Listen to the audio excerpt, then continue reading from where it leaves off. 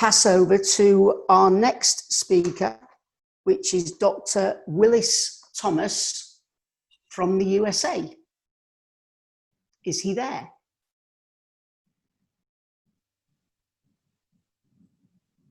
I have one question also. If is it clear for you the presentation itself, or do you have any comments for it? I'm sorry? Before leaving?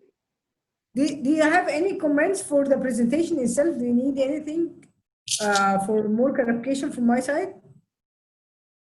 Not from myself. Anybody else from the floor? Okay. I don't think there are, Dr. Al-Saidi. Thank you so much for your time and your presentation. It was well received. Thank you. Thank you. I'm not sure what to do here, Dr. Mercier. Hello, can you hear me? Sorry. Oh, have we got Dr. Willis Thomas there? Yes, you do. Oh, brilliant. I'd like to pass on to yourself, sir. Many Okay, thanks. fantastic. So I just have to share my screen here. Yeah.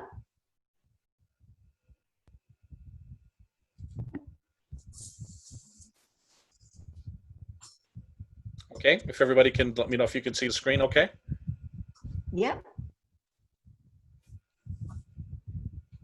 Okay, fantastic.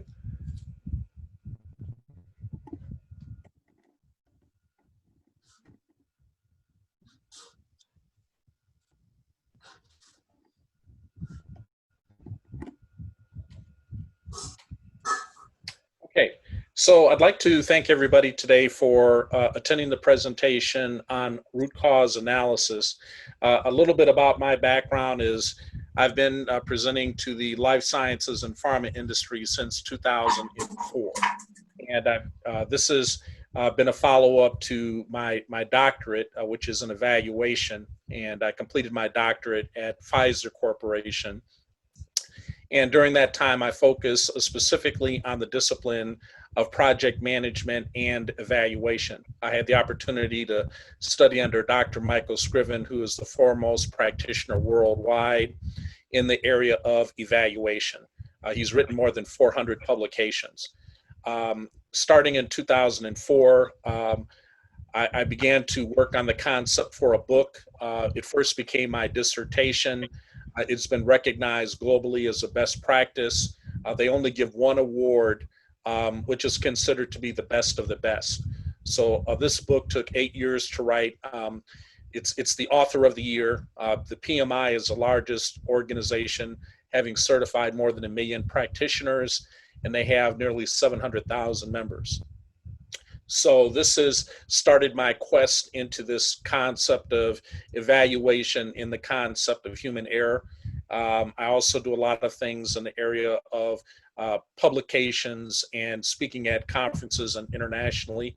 Last year I traveled to 6 different countries, and I had the opportunity to launch some very large conferences, for example, in Cuba. Their first international conference where they had hundreds of their top scientists. I served as the chairman for that conference, and I delivered this presentation there. So that's a little bit about my background. I've been married for 30 years. I live in the greater Chicago area, and I have 2 sons who have graduated college. Okay, so what we're going to do in the next 30 minutes is I'm going to give you a condensed version of my presentation on human error. And when we think about human error, and I'd like to be able to get some audience participation here as we look into this very important topic. When you think about human error and the challenges that you have experienced, which ones stand out in your mind? Okay, if we could enter those into the text chats, which things stand out in your mind as a human error? Please share this with everyone in the group. What stands out to you regarding human error? Okay, so what we're going to be looking at is reducing and preventing human error, right? So I'm under the belief that nobody is perfect, right? Systems also have glitches. And so when people say, you know, computers are perfect, I'm not going to say computers are perfect either, okay, because computers do have glitches. And so to ensure compliance and thereby prevent human error, the regulatory expectations, which is what we're going to focus on today, for management, the responsibility here is process oversight, monitoring process performance, committing appropriate resources, communicating expectations, and ensuring that personnel are qualified for their positions. And so when we talk about qualifications, we're talking about job descriptions, we're talking about ensuring that the roles and responsibilities of the individuals in these organizations are appropriately matched to the position for which they've been assigned. Also, as we think about this concept of human error, we're going to be looking at 5 topics in our discussion today. We're going to be looking at why is it critical to reduce and prevent human error. We're going to be looking at the factors that contribute to reducing human error, where you can find reduces on preventing human error, who should be involved, and which techniques are beneficial for reducing human error. So first, let's talk about why is it critical to reduce and prevent human error.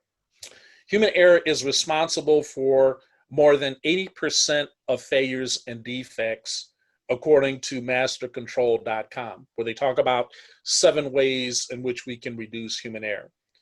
Human error in the life sciences industry impacts life and death. So when we take a look right now at the huge issue that we have with COVID-19, and we're getting a lot of different perspectives from medical practitioners, and they're making life and death decisions, right? And so reportedly in this article, it said that medical errors, right, have accounted for 250,000 deaths in 2013, which was 7 years ago. The domino effect of human errors can be significant. So what I would like to have you think about when an error occurs, this, for example, if it's a data integrity issue, right? Data integrity issue can cause a problem with a product launch. So it could be a new drug product, it could be a new medical device. This can cause a decline in sales, which could also impact supplier confidence, the distributor confidence, those who invest in the company, or the investor confidence, those who use the product and service, the customer confidence, and our ability to retain staff. So when you take a look at something when it goes wrong, right, when we make mistakes, it's huge. Sorry, Yes, do you have any presentation to share? Yes, is my presentation not sharing? No.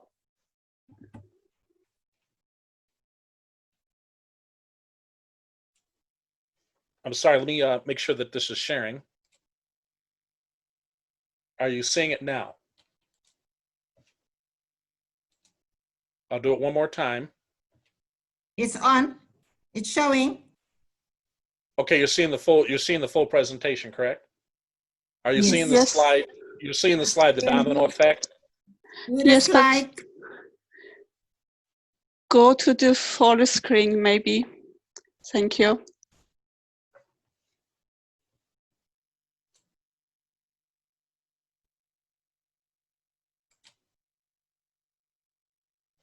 Okay, are you seeing the full screen? Do it one more No. time. Are you seeing it now?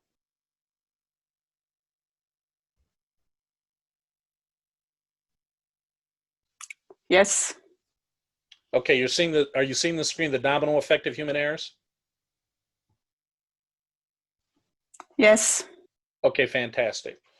Okay, so I'll just step back through this slide one more time. So when we talk about the impact of human error affects, and if we take a look at data integrity, for example, right? Let's say we have issues where the documentation, data integrity is not in place.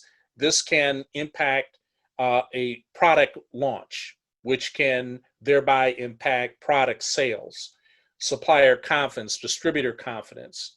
investor confidence, customer confidence, as well as staff retention. So there is a residual impact when we make human error. And so it's very important that we consider that trillions of dollars are lost in revenue. And I'm just setting the stage here so that we can consider that if we're not addressing human error, that it can be significant in all aspects of an organization's business. Okay, just a status check. Is everybody seeing what factors contribute to human error? We're all seeing that? Fantastic. Okay, so when we think about the factors that contribute to human error, I'd like to get via text chat your thoughts regarding what you see in your business. Right now, I've put some here. I'd just like to get your feedback as well, if you can enter these into the text chat. What I'm saying is rush requests, for example, could be a factor that contribute to human error. Unclear regulatory guidance, lack of clear procedures, manual paperwork, inadequate vendor support. Can anyone think of any other factors that could contribute to human error? Could you enter those into the text chat? What other things do you think could contribute to human error? And please reply all to that. And let's see what we have in the text chat. What factors do you think contribute to human error?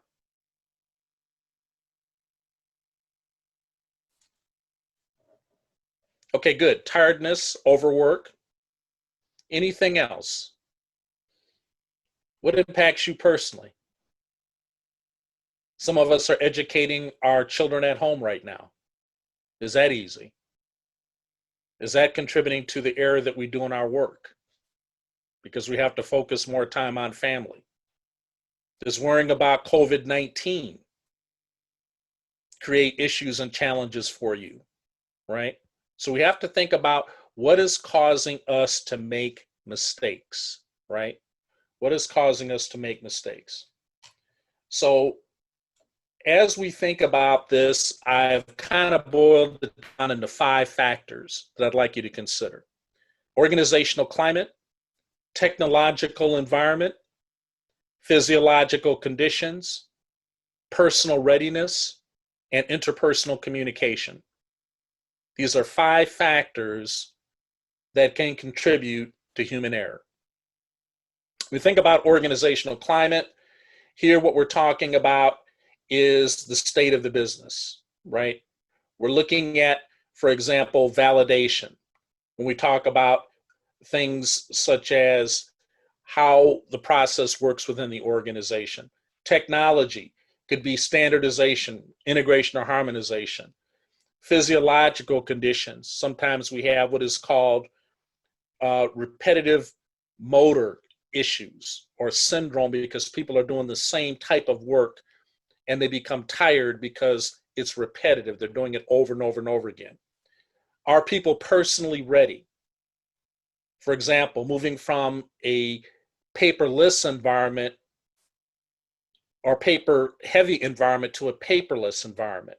They're not used to doing everything electronically. And interpersonal communication considers conflict which may occur as a result of choosing between alternatives. So we've established the fact that human error is something that is important for us to address. So when we take a look at where can we find some really good resources that help us to address how to reduce and prevent human resources, first I suggest looking at tested and proven models, right? So one, for example, here is Gilbert's behavioral engineering model. And here what it takes to look at are 6 conditions which are equally important that must be present in order for performance to occur, right? So I've just given you an example of one really good model, and there are many out there, right? But we need to have a model which is tested and proven by which we can help us to determine performance. I'm a certified performance technologist, and since 2005, the International Society of Performance Improvement, which is at ispi.org, publishes lots of material which is model-based. So you can go to ispi.org and take a look at the models that they have out there if you like the approach of using current models. Okay, so that's one reference. And the second one are industry journals. So each of us is in somewhat of a different industry. Many of us are involved in life sciences, but there are many really good refereed publications out there. So I suggest that we continue to take a look at up-to-date information, which is available through refereed journals, and I provided some examples for you here. Okay, so we have a problem. We have human errors. Dr. Telly, I'd like to ask you, who should we get involved? Omar, I'd like to ask you, who should we get involved to address these issues? We've got maybe problems in the maintenance area. We've got problems in the warehouse. Tong, who do you think we should get involved? Should everybody be involved? Should certain people be involved, right? We have people working on a new diabetic medication. They made mistakes in the packaging, right? You're an expert in this area. Who should we get involved? It's not an easy question, is it? Right? So we have to selectively have a system, a selection method, and we need to have a map to understand how the organization is built and designed, right? So this is part of the equation. And corrective and preventative action, the point here is that it can involve many different touch points, but we need to be able to assess to make sure that we're getting the right input from the right key stakeholders, right? So this image kind of helps us to think about that. And so as we go about selecting the right groups, and let's say we've identified that John Doe, and going back to Tong here, I'm going to say this is the person who's in the warehouse who's packaging your diabetic medication, right? He's the person who is responsible for crinkling the packages, so when it gets to the store, you're not going to purchase them, right? Okay, we are scared about this person. So we get Tong, we get Dr. Telly, we get Marwa, we get Omar together in the group. Maybe human resources is represented by Dr. Telly. She's in charge of that. And we decide that these are going to be the key focus people. They're going to be part of the invested stakeholders to address the situation. That's important that we have a core team, right, who is assigned to addressing the aspects of human error. In other words, we don't want to just leave it up for grabs who's going to be involved in assessing human error. So when we take a look at techniques, right, here are some techniques that we need to consider when we're looking at human error, right? Sometimes people say, well, just train them again, right? Maybe we just train them. Let's put them in an 8-hour training session. We got problems, for example, with COVID-19 vaccine going out, okay? So Omar, you're responsible for COVID-19, the new vaccine that's going out. We got problems with distribution. So what do? Is training going to be the perfect answer? Let's hear from people. Is training always the perfect answer? Yes or no? Will training be the full solution to addressing problems with human error? If you could enter that into the text chat, would training be the perfect solution? What do you think? Okay, up here, you notice that I said that alternative methods may be helpful, right? But we can't assume that training always is going to be the 100% solution to helping us address human error.